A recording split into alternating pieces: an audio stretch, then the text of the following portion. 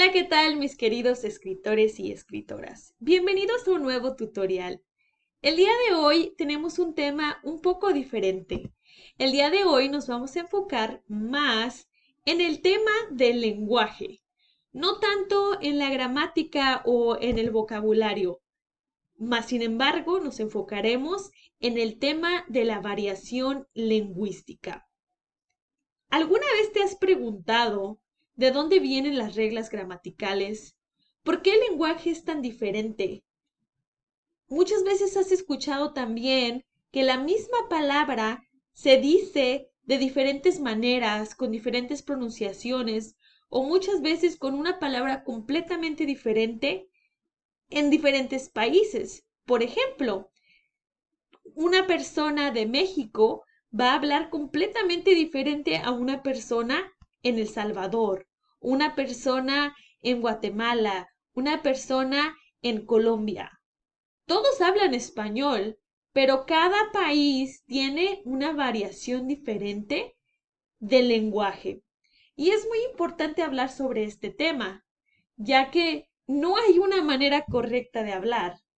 Más que nada, es la variación lingüística lo que hace la diferencia en cómo hablamos y qué palabras utilizamos depende de la región en la que nos encontramos.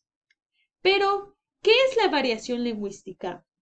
Bueno, el significado es el conjunto de diferentes formas alternativas para expresar un mismo significado en el dominio de una lengua, en este caso español.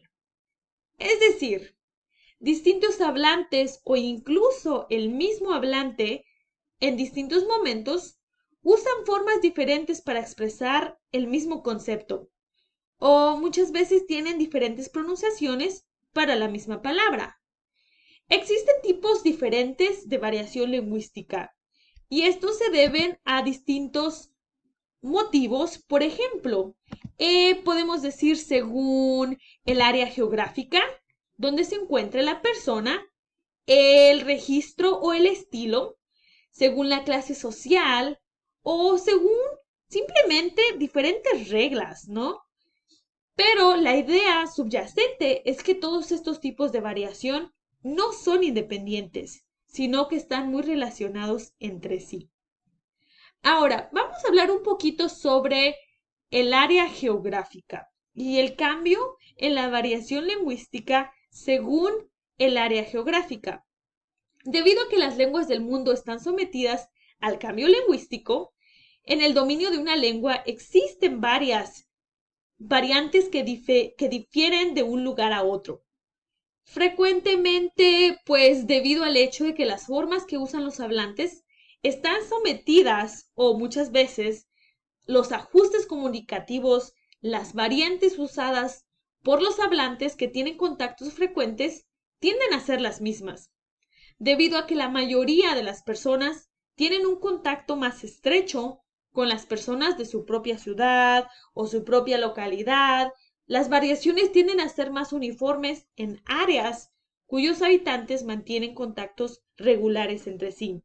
Es decir, las personas de un mismo lugar tienden a tener la misma variación, porque obviamente están cerca unos de otros.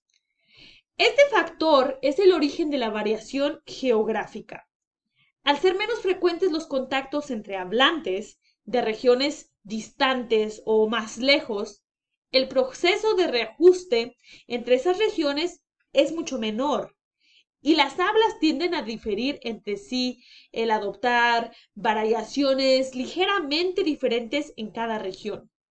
Una variante geográfica con rasgos más o menos homogéneos se conoce como geolecto. Tradicionalmente los geolectos habían sido el principal objeto de estudio de la dictología. Ahora, muchas veces también existe el distinto tipo de variación lingüística según el registro o el estilo. De la misma manera que los hablantes pertenecientes a regiones geográficas lejanas tienen menos contacto lingüístico que los hablantes de una misma área geográfica, es un hecho bien establecido que dentro de un área geográfica las personas reajustan más su habla con personas de su mismo grupo social. Esto da lugar a variantes distráticas o sociolectos que hacen que los hablantes con características socioeconómicas o ocupaciones similares tengan características de habla que las diferencian sistemáticamente o estadísticamente de otros grupos. Es decir, las personas que se rodean de personas que comparten ya sea el mismo trabajo o comparten el mismo estatus económico, tienden a hablar igual que ese grupo.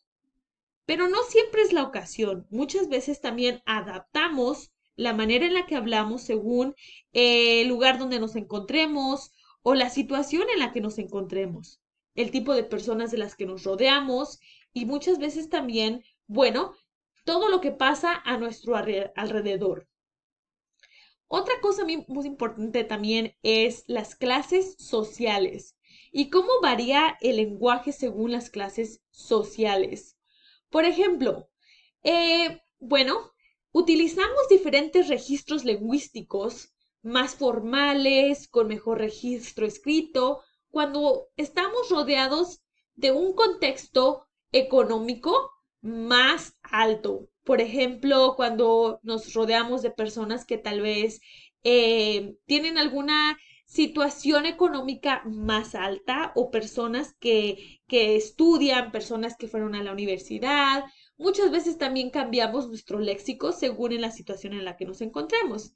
Es decir, en una entrevista, en un discurso, en una conferencia, vamos a hablar completamente diferente al estar en un ambiente donde el lenguaje es más espontáneo. Por ejemplo, cuando hablas con un familiar o cuando hablas con tus amigos, cuando estás en una fiesta, nuestro registro es más informal o coloquial.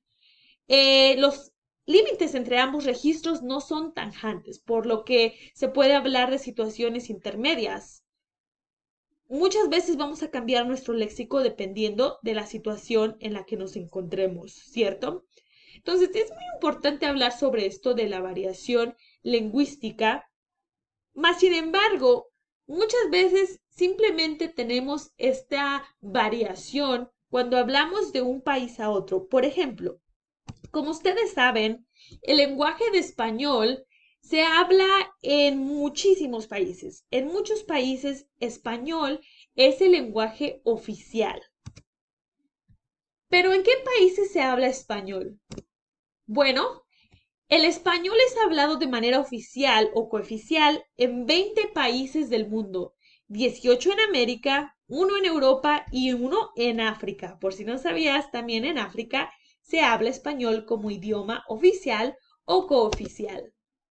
Bueno, en Europa tenemos España, que tiene como su idioma oficial el español. En América tenemos países como Argentina, Bolivia, Chile, Colombia, Costa Rica, Cuba, Ecuador, El Salvador, Guatemala, Honduras, México, Nicaragua, Panamá, Paraguay, Perú, la República Dominicana, Uruguay y Venezuela. Y en África tenemos el país de Guinea Ecuatorial, que también tiene como idioma oficial el español. Pero, ¿cuál es el español correcto? ¿Existe el español correcto? Bueno, vamos a ver. En cada país se tiende a tener diferentes palabras, diferentes frases, diferentes términos para cada objeto. Y vamos a ver algunos ejemplos. ¿Cómo se llama esto en tu país? Tal vez has conocido personas de países hispanohablantes, el más cercano obviamente siendo México, pero estoy segura que conoces personas también o has conocido personas también de Colombia, tal vez personas de Guatemala, tal vez conoces personas de España y cada persona tiene una manera diferente de llamar las cosas. Y es muy interesante. Muchas veces cuando yo me encuentro con mis amigos, tengo amigos de España, amigos de Colombia, de Puerto Rico, de muchos países hispanohablantes. Y en cada país se le reconoce a diferentes objetos con un nombre diferente.